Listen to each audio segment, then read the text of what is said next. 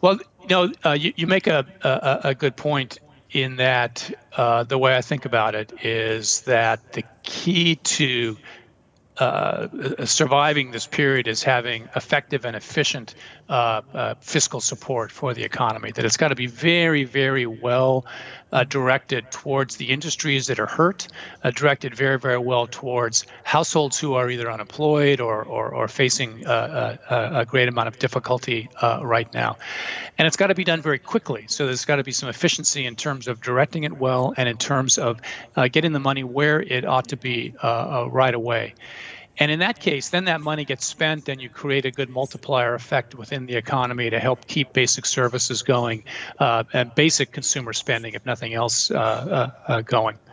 So that efficiency is really important. And the governments that are able to manage these fiscal support programs in a very effective way, I think will be the ones that can get the economies turned around the earliest.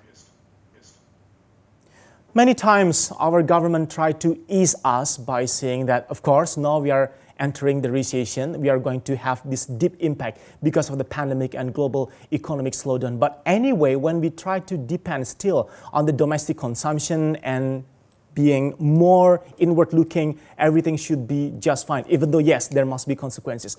Is it still relevant when we talk about Indonesian domestic consumption and economy? Well, domestic consumption is important. Indonesia depends less on exports than much of the rest of the Asia-Pacific economy. It's less tied to, say, the China economy, and so perhaps will benefit a little less than other economies in the region from China's turnaround.